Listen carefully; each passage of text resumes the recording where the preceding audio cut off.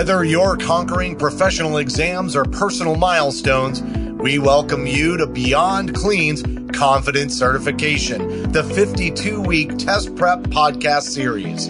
With expert insights, actionable tips, and engaging discussions, we'll break down the toughest concepts in sterile processing and build your confidence every step of the way. Join host Sarah B. Cruz as she embarks on a mission to help you not just prep for tests, but craft your success story. And now your host, Sarah B. Cruz. Hello and welcome. You're listening to Confidence Certification, a 52-week test prep podcast series to equip you to take your sterile processing career to the next level. I'm your host, Sarah B. Cruz, and this episode we're going to be talking about effective note-taking and why not everything is important. Hey, everybody, and welcome back to this week's show. I'm really excited to have you here because when I talk about note-taking, the eyes immediately start to roll. I don't know if it's because everybody's over it already or if just the idea of having to take notes puts us to sleep. But I want to make sure that we equipped everyone with some practical and tangible skills that they can go and apply in their current study pursuits. This can be applied to those in your sterile processing course of self-study in the field or those who are just starting out in their journey in a sterile processing program. So if you're listening to our past episode, what our study style is and what your study style is, that knowledge will be helpful in today's session again. So go ahead, put a pin in this episode and go check them out, because how you take notes and how you set yourself up to take notes really can be personalized based on that style. Now, note-taking. I'm going to need you to just get over it. You got to take notes, okay? I know the eye rolls and I know the phrase note-taking is daunting. It's time-consuming. Like, let's stop pretending it's not boring, right? It's so daunting, especially when you think of current state note-taking. But I want you to ask yourself when the last time you took notes was. Was it high school? Don't worry. You can say how long it's been since you've been in high school. No one's going to hear you. And no one's going to hear you except the car next to you will probably wonder why you're talking to yourself while you're listening to a podcast. Or if you have people in the house listening to you, just tell them to mind their own business. No. But seriously, ask yourself the last time you actually took notes on something. And if you're in the sterile processing field, I bet you took notes more recently than you think. That's right. If you've ever answered the OR phone and you had to jot down a couple of things so you didn't forget what they were saying while you asked your colleague where something was, that's taking notes. If you've ever had to quickly jot down something you needed to get from the grocery store, that's a note. So what we're going to do is actively challenge this idea of note-taking that we've all grown to abhor and hate and frankly don't want to do. Now, if we're just reading our book or listening to podcasts, notes can be really supplemental in cementing that learning. When you hear or when you read or when you see a video, writing down can really create that robust comprehension that we need to retain the information. As someone who has ADD and hyperfocus, it's really hard for me to own the fact that I'm not going to remember something unless I write it down, okay? And especially when we have competing priorities and personal demands all around us, it's not fair to ourselves to say, well, if I just read it or if I just hear it, I'm going to remember it. So incorporating note-taking really sets us up for success, and it stops putting all the burden on that memorization, right? Give the brain a break. Write it down. If you can write it down and review it, or like I like to say, if I can write it down, I don't need to remember it, and I can refer back to it later, that's going to be huge for our study foundation. A lot of the times we're over note-taking before we even begin.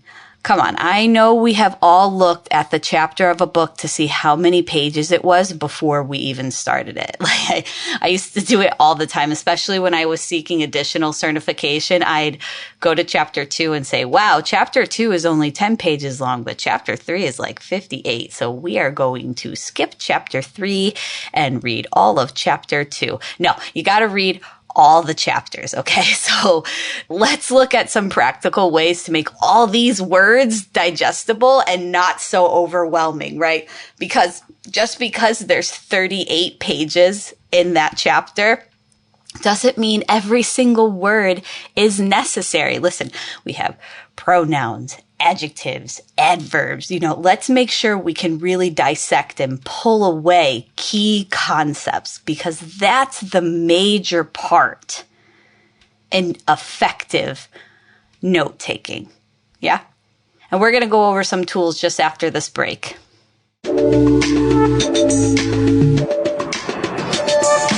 It's time for our mid-episode confidence boost, where we focus on a key sterile processing test concept. Now, there is no guarantee these concepts will be on the test that you take, but they are key concepts to the workplace and are discussed in the literature.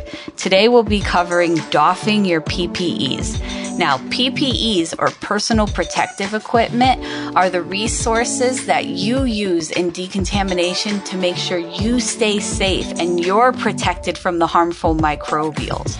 There is a certain way to take off or doff your PPEs in a way that you don't recontaminate or contaminate yourself and the body that you've protected underneath all of this equipment. Now, in order to take off your PPEs, the CDC actually recommends this order. Your shoe covers are considered to be the most contaminated and are removed first. You want to take off your shoe covers while you still have your gloves on. Your gloves are removed next. Now, depending if your facility wants you to wear 1 or 2 pairs of gloves really makes the difference here. When you're studying, they're going to speak to 1 pair of gloves. So your gloves are removed next. With a gloved hand, grasp the opposite glove and peel the glove off. Now you're going to have one hand exposed. Hold that removed gloves inside and use it to carefully remove the other glove, or slide your finger under the other glove without touching the inside of it. It's a very delicate process. I do recommend a video follow-up to this doffing confidence boost. Next, you'll remove your goggles or your face shield. Because the outside of the goggle or the face shield is considered contaminated, make sure you remove the goggles or the face shield by grasping the earpiece or the headband typically found behind your head. Okay? Next, you're going to remove your gown. Unfasten the gown with your ungloved hands in the back of your gown. Slip your hands underneath the gown at the neck and the shoulder and peel it away from your body, pulling your arms out and literally turning the sleeves inside out. After you have the gown off, don't go balling it up and shoving it down into the garbage. Just place it right into your garbage bin. There's no need to get fancy with it.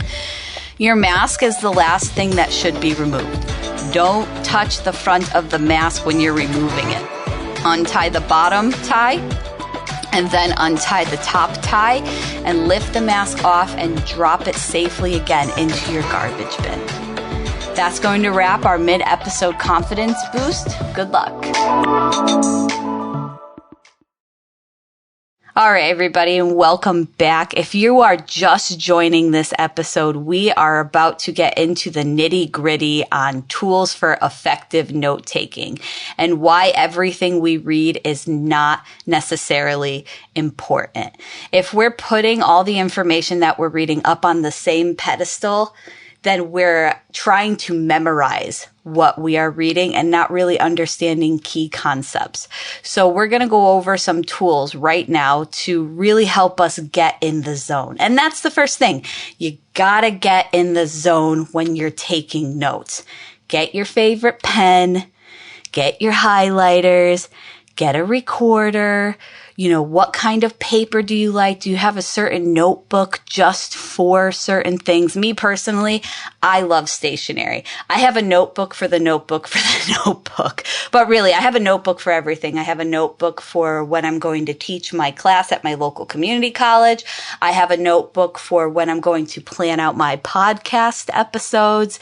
And I even have preferred pens because I'm trying to make the note-taking experience good in any way that I can control. I'm trying to make it an experience because these help you get in the zone, right? I'm going to do whatever I need to do to stay focused. And I want to pull back to one of the words that I said that I think we might have overlooked. Get a recorder. Yes, make your own podcast episode. Listen, you can take notes with a pen and a piece of paper, but you can absolutely record yourself talking out loud. And if you're an Audible learner or you like to go back and listen to what you have just learned, this is a great way to do that. Now, you'll have to get over to the sound of your own voice, which me personally, I still am not over. I have a hard time watching any recorded continuing education of myself and probably these podcasts just because I listen to myself and I go, oh my gosh, I sound like that, right? But recorders can replace pens and paper. And frankly, they're a great place to dump everything you're not sure of ahead of time so you can make sure that you're touching those points. These are all actionable ways to get in the zone. And for the love of all things, please put your phone away. Okay, hear me out. I literally have to put my phone on airplane mode. And I have to set it so far away from me, like not even within arm's length, because I know I'm going to give in to the temptation of social media. I love scrolling social media, and I'll lie to myself and say, I'm only going to watch 5 reels or 5 TikToks, or, I'm only going to look at my notifications on LinkedIn. No, I'm not. I'm going to look at that phone for as long as possible because I don't want to take notes because we've already talked about how daunting it is, right? So do what the right thing. If you can, set your phone away from you. If you can't put it on airplane mode because you have competing priorities, I 100% get that. But do yourself the favor and at least put it out of arm's reach. Yeah. The next thing we have to do to get into the zone is to understand that entire sentences don't have to be memorized. Why would you do that to yourself?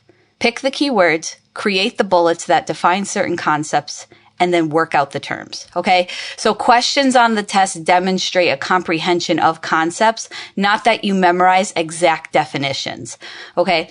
So while it might make you feel good that you can cite what an IFU is word for word, they may just say IFU on the test. And you'll see that on your practice tests too. They're going to refer to instructions for use, and they're going to pretty much work on the point that you know what an IFU is so that they can do a comprehension-based question, right? They may ask the question, what is an IFU? But they're more interested in showing that you understand how an IFU may be used. Now, keep in mind, I don't write these tests. I don't write practice tests. I'm not part of any certification creation committees. It's not like that. But even just going back to testing in high school or in any further education, even BuzzFeed, like I just dated myself, even BuzzFeed questions are comprehension questions. When you're trying to figure out what slice of pizza you are at 2 a.m. in the morning, yes, those are comprehensive based questions, okay? So you don't need to write the entire sentence, pick your key terms, and bullet them. Right? Bulleting and abbreviating the key points make information more digestible, retainable, and frankly, easier to recall. And don't forget, when we're taking notes, it's relevance versus importance. Yeah? Making sure that key terms demonstrate relevance in our memorization are important. Yeah? So again, what is relevant to what you're trying to understand? So as I was talking about earlier, when we were discussing the power of recording our voice and revisiting it and how that could be a way that we take notes, let's look at some other ways that we can take notes a little bit more effectively, right? What items stood out to you the most in the beginning of our discussion? Like I said with the recorder, it's not limited to just your pen and paper. But if you're going to use a pen and paper, get your favorite pen and paper. Make some flashcards. I know there's a bunch already available online, but there is a further connection to the content when you make your own. And frankly, you can make the cards as robust as you want to. Sometimes when I use pre-made flashcards, especially when they're just flashcards, like they're not coaching cards or anything like that, they're lackluster. They put the answer on the back of it, but then they don't tell me what the answer means. So, if there's like, what's the 2 type of steam sterilization, and you put dynamic air removal and gravity displacement. If you're making your own, you could put the definitions of those 2 on the back. So now you have an additional study resource. If you own the book, write in it and highlight in it, especially if you're a reader, write in the book. Like we talked about last week with our work BFF Bobby, there is a benefit to owning the book, and this is one of them. Don't get crazy though, okay? Remember, we're not trying to make this a plethora of colors, yeah? Stick streamline, again, picking key terms and concepts that are going to help you demonstrate the relevance of what you're trying to learn so that you can learn why and not memorize. And did I mention recording? Yeah. Make your own podcast. There's a reason why you're hanging out with me on Confidence Certification, and it's because you listen to learn. Thank you for listening to me. I really like being a part of your professional development adventure, so I'm glad to be included in your certification process. But that's just more telling for you. Do yourself a favor and just listen to yourself talk. It's okay. People will get used to it. So as we move into the end of this episode, yes, it wouldn't be a week of our confidence certification if I didn't leave you with some homework. If you choose to accept it, go give note-taking a chance. You can go ahead and start taking notes on any of your sterile processing literature that you might already have. Or maybe you can do yourself a little warm-up if there's something that you usually take notes with. So if you're the kind of person that only occasionally makes a grocery list, try making a grocery list over and over again, just to get used to the idea that you're taking notes on things that you can refer to later so that you build the confidence in remembering what you need to know. But don't be scared. Get the notes, find your pen, find your paper, get your recordings, and do whatever you need to do to get that information down, cemented, so that you can test confidently. And that's going to do it for this week's episode. For more sterile processing education and resources, make sure to visit beyondclean.net or follow Beyond Clean on Facebook, LinkedIn, Twitter, and Instagram. And don't forget to check out over 1,000 SPD related videos at youtube.com/beyondclean. If you have any questions or comments for the show, you can reach out to info@beyondclean.net.